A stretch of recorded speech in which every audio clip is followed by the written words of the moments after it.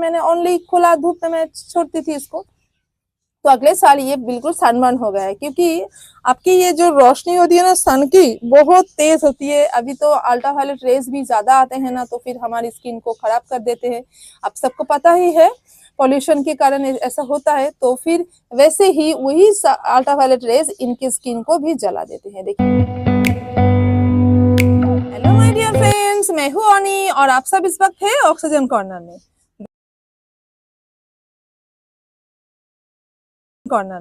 दोस्तों, आज हम अपने प्यारे प्यारे एडेनियम्स के लिए तैयार करेंगे प्यारा सा समर जैकेट। हाँ दोस्तों, बिल्कुल आपने सही सुना है कि समर जैकेट। हम जैसे धूप में जब निकलते हैं ना, जब गर्मियों में, तो हम अपने लिए समर जैकेट का इस्तेमाल तो करते हैं ना। मुंह पे रुमाल बांधते हैं, किसी कपड़े से हम अपने सर को ढकते हैं, और फिर अपने हाथ को खुला नहीं रख के हम समर जैकेट का इस्तेमाल करते हैं। क्यों करते हैं? क्योंकि हम सनलाइट से अपने स्किन को प्रोटेक्ट करना चाहते हैं। बिल्कुल दोस्तों, ये ऐसे तो डेजर्ट का प्लांट है, डेजर्ट रोज है, फिर भी इसका स्किन जलता है। डायरेक्ट सनलाइट से, बहुत तेज सनलाइट होगा ना तो जलेगा। देखिए मेरे इस प्लांट को, आपने तो पहले भी देखा है, मैंने आप सबके साथ शेयर भी किया है। तो फिर ये पूरा प्लांट ऐसे जल गया था। मेरे बहुत सारे प्लांट में ऐसा हुआ है। तो मैं पहले तो ऐसे इस्तेमाल कभी भी नहीं किया, मैंने ओनली खुला धूप में मैं छोड़ती थी इसको। तो अगले साल ये बिल्कुल सनबर्न हो गया है, क्योंकि आपकी ये जो रोशनी होती है ना सन की, बहुत तेज होती है। अभी तो अल्ट्रावायलेट रेज भी ज्यादा आते हैं ना, तो फिर हमारी स्किन को खराब कर देते हैं।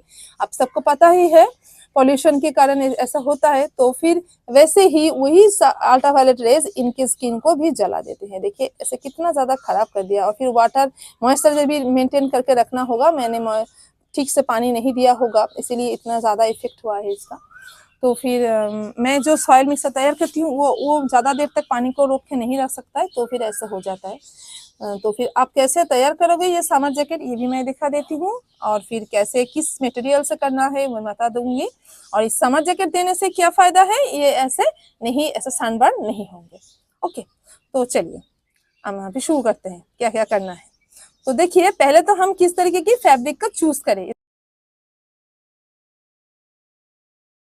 इसको लगाने के लिए। प्लास्टिक मत इस्तेमाल कीजिएगा, मैं पहले कह देती हूँ। फैब्रिक ही इस्तेमाल कीजिए, मोटा सा कोई फैब्रिक, यानी कि जैसे देखिए मैंने जूट का फैब्रिक लिया है, ये बेस्ट है। आप जूट के फैब्रिक को लीजिए। ऐसे कोई बोरी आती है ना, जो फिर आप कोई स्टेशनरी शॉप में नहीं, जहाँ पर हम, हाँ स्टेशनरी शॉप पे भी मिलेगा, जहाँ पर कोई हमारा फूड आइटम्स आते हैं ऐसे जूट की बोरी में। हमारे यहाँ जो शुगर आते हैं वो ये ऐसे जूट की बोरी में आती है। तो फिर, और पॉपी सीड्स भी आते हैं ऐसे जूट की बोरी में, वो कहते हैं दुकान में। तो फिर हमने ऐसा ही उनसे ये परचेस किया करके लाई हूँ मैं, कि ये मुझे ये जूट की बोरी मैंने खरीद के लाया है। 25 से 30 के आसपास आते हैं एक बोरी। तो फिर एक ही बोरी में देखिए मैंने इतना सारा कर लिया है। एक 8 हो गया, 8 जैकेट ऐसे मेरे हो गए, जैसे जितना मेरा कॉडेक्स का साइज है वैसे ही।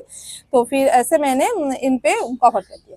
अगर आप चाहे तो इस तरीके से जूट की बोरी भी ले आके आप कर सकते हो, क्योंकि थोड़ा सा थिक होता है। हमें ख्याल रखना है कि थोड़ा सा थिक भी हो, और फिर इसके अंदर देखिए एयर भी पास होगा बहुत ज्यादा।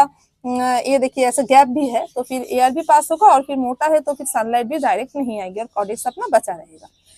और अगर हम और एक काम कर सकते हो, आप कोई भी सूती का कोई कपड़ा हो, सिंथेटिक का मत लो, सूती का ही लेना।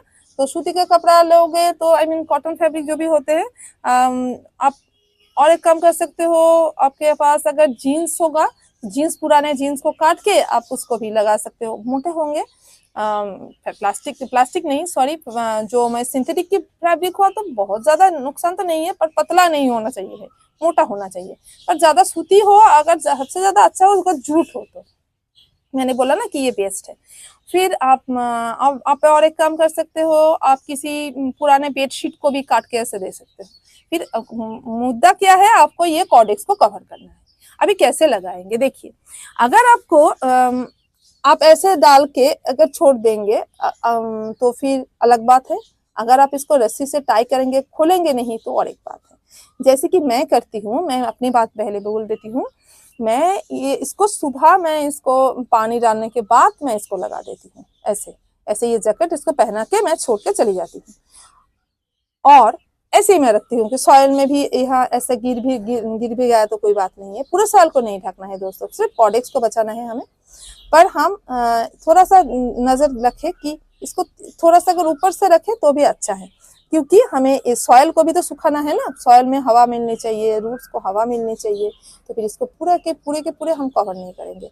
शाम की टाइम अगर हम इसको उठा देंगे तो फिर क्या होगा, शाम को अगर जब हवा आएगा तो फिर इसकी बॉडी को मिलेगा, इसके कॉर्डेक्स में भी हवा जाएगा, सॉइल में भी अच्छी तरीके से हवा आएगा, एयरेटेड रहेगा ये, फिर ये अच्छी बात है।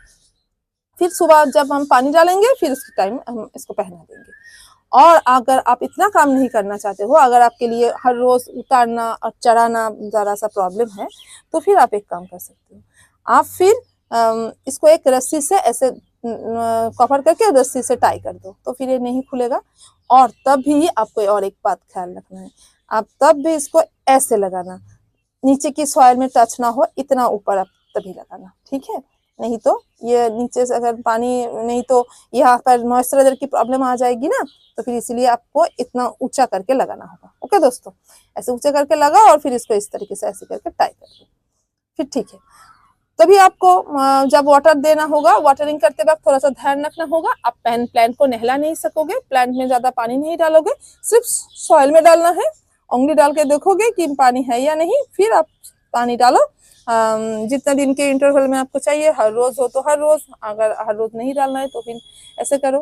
पर एक बात है, देखिए, अगर आपका सॉइल हर रोज नहीं सूखता है, आपको रोज पानी नहीं डालना है, तो फिर ठीक है। पर आप प्लांट में उस टाइम ना नहला नहीं सकोगे, शावर नहीं दे सकोगे। शावर देने से भी ये इतनी गर्मियां है ना, तो इन पत्तों में शावर देना अच्छा रहता है। और अगर आप ऐसे कर सकते हो, फिर अगर आपने ऐसे जूट की कपड़े दिया है तो फिर शावर नहीं कर पाओगे, तो फिर आपको लगेगा कि फिर पत्तों को हम कैसे भिगोए।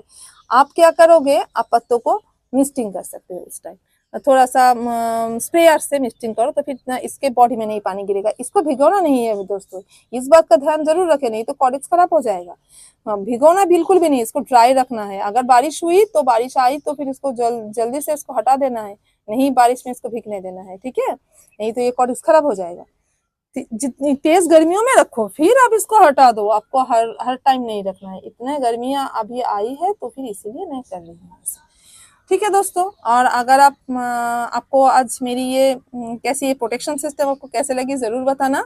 और अगर आपको अच्छी लगी है तो फिर लाइक कमेंट जरूर करना, और अपने एडेनियम लवर्स दोस्तों के साथ इसको शेयर भी जरूर करना। नहीं तो इनके कॉर्डेक्स भी, आपके कॉर्डेक्स भी मेरी तरह खराब हो सकते हैं। देखिए यहाँ से कैसे कैसे देखिए ये सब बर्निंग के निशान है।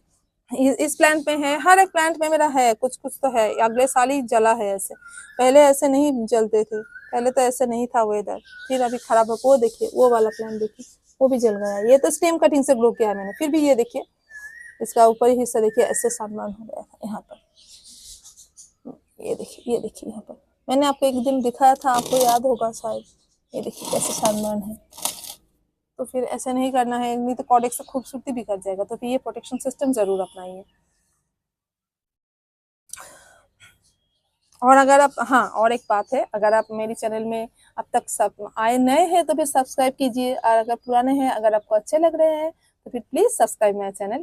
Thank you, bye bye friends, happy gardening.